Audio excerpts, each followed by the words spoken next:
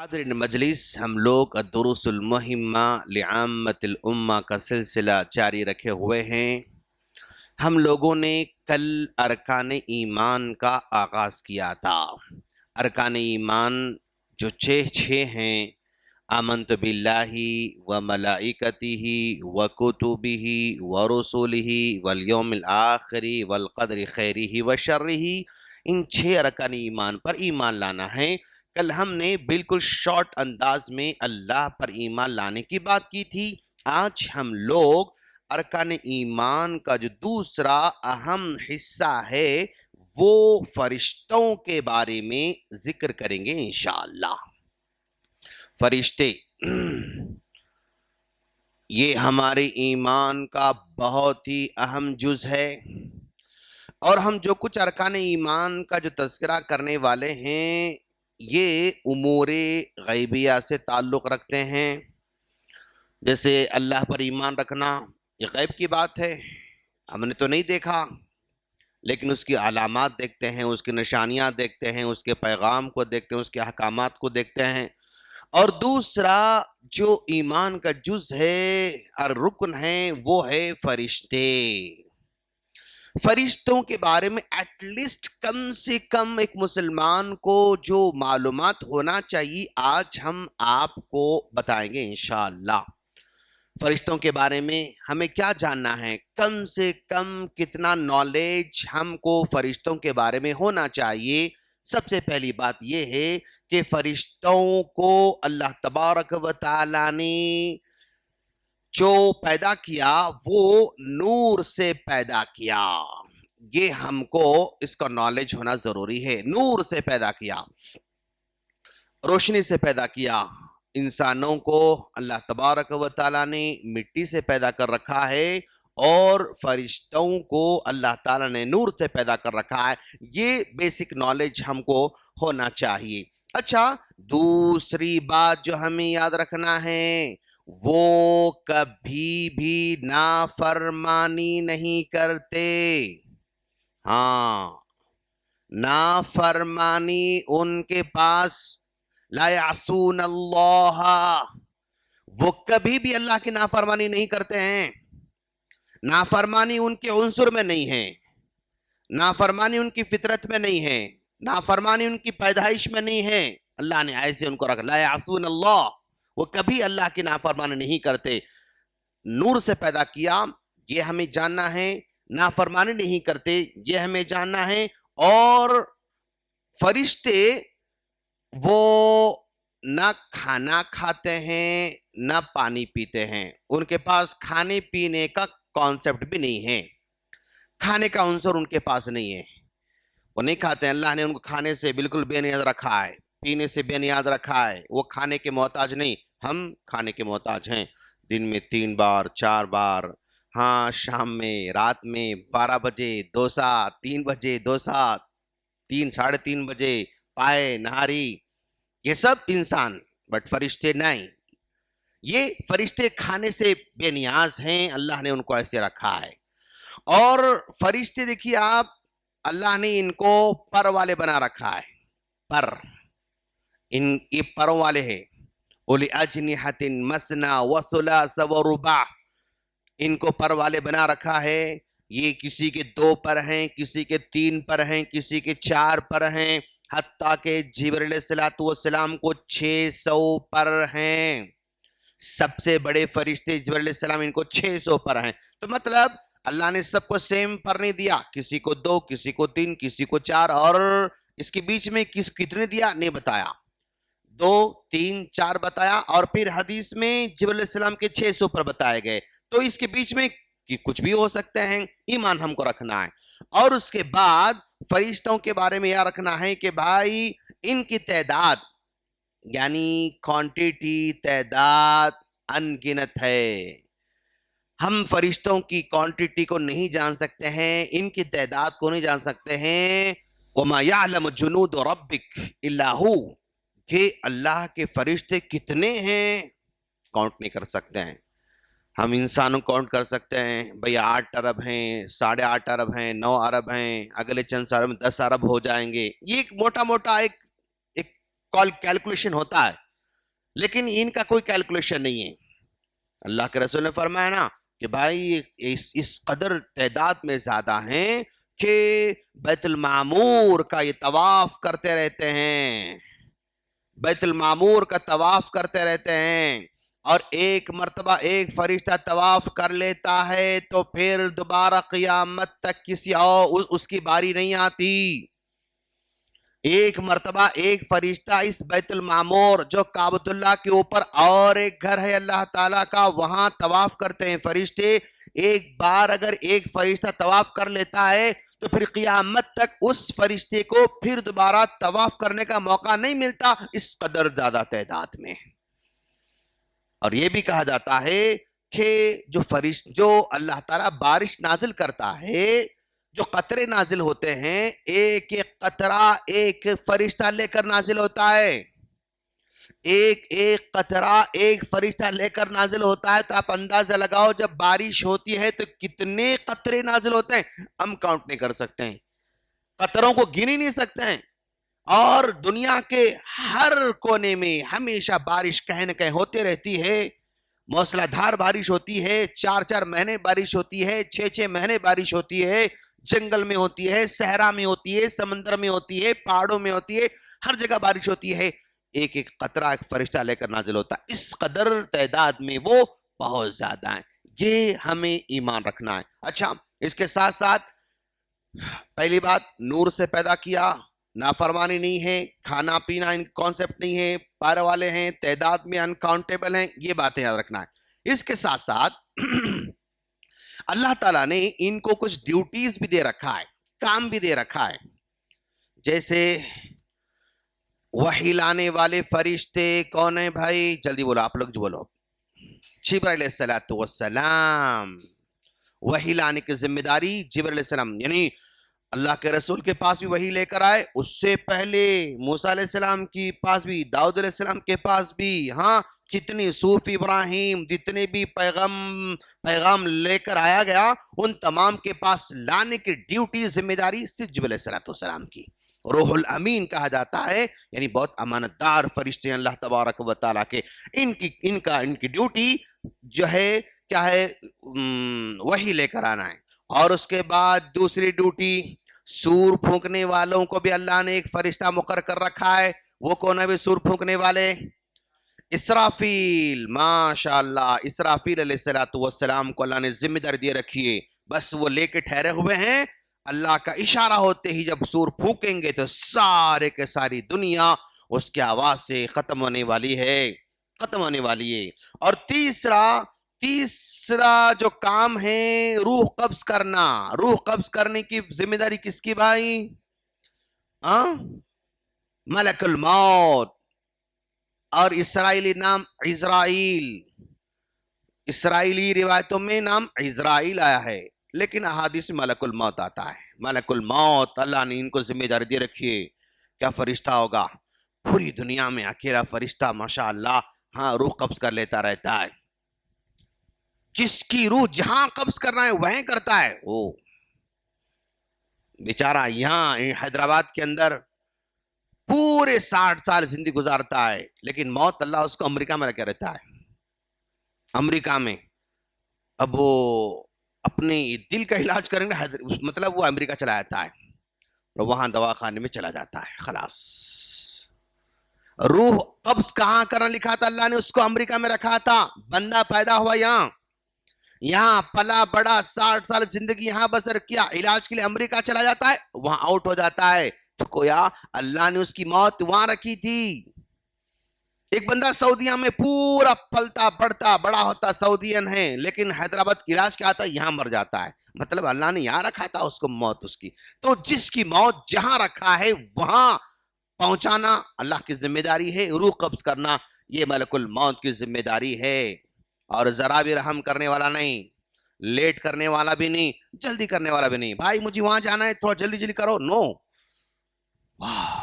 لا يستأخرون ساعة ولا يستقدمون. ایک مطلب کیا کہتے ہیں اس کو, سیکنڈ کا جو اور 1000 پارٹ ہو سکتے ہیں, تو وہ پارٹ بھی وہ جلدی نہیں کرتا, لیٹ نہیں کرتا. اس قدر وہ پنچول فرشتہ ہے. पंचुअल फरिश्ता है। और हम लोग पंचुअल हैं एक जगह पर, बहुत पंचुअल हैं हम लोग। कहाँ हो सकते हैं भाई? इफ्तार में। माशाअल्लाह, इफ्तार में सबसे ज्यादा हमारी पंचुअलिटी एक ही जगह इफ्तारी में होती है। ऐसा देखते रहता है, ऐसा ऐसा, मतलब 6:35 होते ही हाँ भाई बिस्मिल्लाह बोलो, माशाअल्लाह। मतलब इस कदर पंचुअलिटी तो कहीं और तो नहीं हो सकती, कहीं और तो नहीं करते। ठीक है, कोई बात नहीं, माशाल्लाह। कब एक तो जगह है हम लोग, माशाल्लाह। तो ये मलकुल मौत बहुत ही पंचुअल होता है, माशाल्लाह। और उसके बाद कुछ फरिश्तों को अल्लाह तबारक व, ये रूह कब्ज करने वाला हो गया। और कुछ फरिश्तों को अल्लाह कब्र में सवालात करने वालों को रखा। कौन कौन है वो कब्र में सवालात करने वाले? मुनकर नकीर। कब्र में सवालात करने वाले मुनकर नकीर फरिश्तों को अल्लाह ने रखा। उनकी भी जिम्मेदारी देखिए आप, जहां भी भाई लेने रूह कब्ज करने वालों की अलग जिम्मेदारी, दफनाने के बाद फिर उसे सवाल करने वालों का अलग जिम्मेदारी। अच्छा, ये जिम्मेदारी अल्लाह दे रखा है तो इसका ये मतलब नहीं कि भाई अल्लाह नहीं कर सकता इसलिए दे रखा है, ऐसा नहीं। अल्लाह ने जिम्मेदारी दे रखा है, वो उनको इज्जत देने के लिए, उनको शरफ देने के लिए। अल्लाह किसी की जिम्मेदारी देता है, वो शरफ है, उनकी इज्जत है, उनको रेस्पेक्ट अल्लाह उनको करना चाहता है। अच्छा, उसके बाद कब्र के सवालात के साथ साथ जन्नत का एक वॉचमैन भी अल्लाह ने बना रखा है। कौन है जन्नत का वॉचमैन? यस, जन्नत का खाजिन, वॉचमैन, एक फरिश्ता अल्लाह रखा है, उनका नाम रिजवान है, उनका नाम। यस, रिजवान फरिश्ते का नाम। और जहन्नम का वॉचमैन भी है। जहन्नम का वॉचमैन कौन है भाई? मालिक है। जहन्नम का वॉचमैन का नाम मालिक है, उसको भी अल्लाह ने जिम्मेदारी दे रखी है। इसके साथ साथ अल्लाह तबारक व तआला ने जिम्मेदारियां दे रखा है। नंबर 7 हम बोलने जा रहे हैं आप लोगों को, बारिश बरसाने की जिम्मेदारी मीकाइल की। माशाअल्लाह, बारिश की जिम्मेदारी मीकाइल को दे रखा है। और बादलों को भी संभालने की जिम्मेदारी अल्लाह दे रखा है। बादल को, उस फरिश्ते का नाम राद है, राद, सूर्य राद। बादल लेकर जाना इधर उधर उधर उधर, जिम्मेदारी बादलों को फैलाने की, कहां बारिश बरसाना, किधर लेके आना है, बस उसकी जिम्मेदारी ट्रांसपोर्ट करना है, उसके बादलों को पहुंचाना है। उसके फरिश्ते का नाम राद है। और इसी तरह अल्लाह ताला ने पहाड़ों पर भी, माउंटेन्स के लिए भी अल्लाह ने फरिश्तों को रखा है। पहाड़ के लिए उसको मलकुल जिबाल कहा जाता है, मलकुल जिबाल कहा जाता है। और इसी तरह यानी हमारे साथ जो है फरिश्तों को रखा है अमल लिखने के लिए। कौन है वो?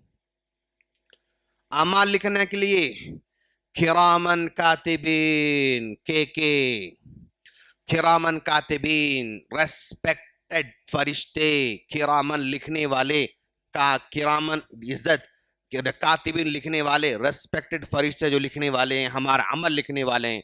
और इनको क्या जिम्मेदारी अल्लाह दे रखा है, माशाल्लाह। सबसे ज्यादा इन लोग बिजी रहते, माशाल्लाह। मा यल्फिदु मिन कौलिन इल्ला लदैहि रकीबुन अतीद।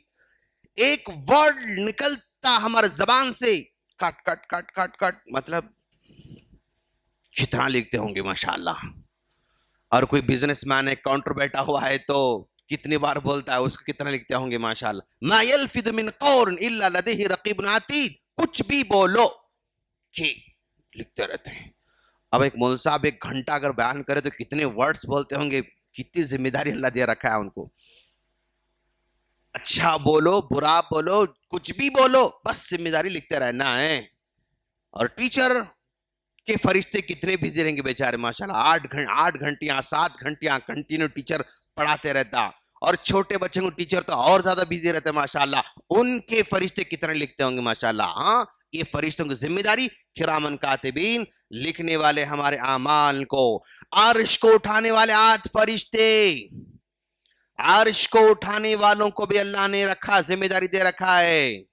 और रूह फूंकने वालों की, रूह फूंकने वाले के फरिश्ते को रखा है। जब बच्चा 4 महीने का हो जाता है, 120 दिन का हो जाता है, तो माँ के पेट में रूह फूंका जाता है उस बच्चे के अंदर, उसको भी एक फरिश्ता रखा है। اور اسی وقت لکھ دیا جاتا ہے یہ سعید ہوگا، شقی ہوگا، نیک ہوگا، برا ہوگا، کہاں مرے گا، کتنا کمائے گا، اسی وقت لکھ دیا جاتا ہے۔ تو گویا ایک ماں، ایک باپ کو سب سے زیادہ دعائیں جب ماں کے پیٹ میں 4 مہینے کے آس پاس ہوتا ہے نا، تب کرنا چاہیے۔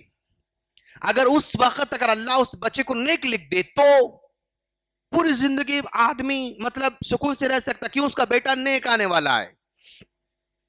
اگر اس وقت اگر کسی بچے کو بدمعاش لکھا جاتا ہے، بد نصیب لکھ دیا جائے گا، تو زندگی بھر وہ بد نصیب ہونے والا ہے۔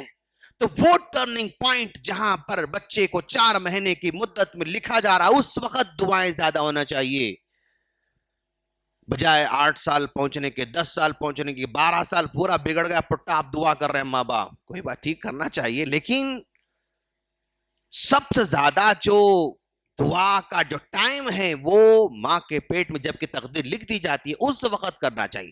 اگر اللہ اس وقت لکھ دے تو ماں باپ کو زیادہ ٹینشن کی ضرورت نہیں پڑتی۔ ماشاءاللہ آج ہم مکتب کے پیچھے، مول صاحب کے پیچھے، عربی کے پیچھے، تربیت کے پیچھے، اور جو ہے کیا کہتے ہیں اس کو، یہ ورکشاپ کے پیچھے، فلاں درس کے پیچھے، اسلامک اسکول کے پیچھے ہم بھاگنا پڑ رہا ہے نا، کیوں؟ اس وقت ہم نے دعا نہیں کی تھی۔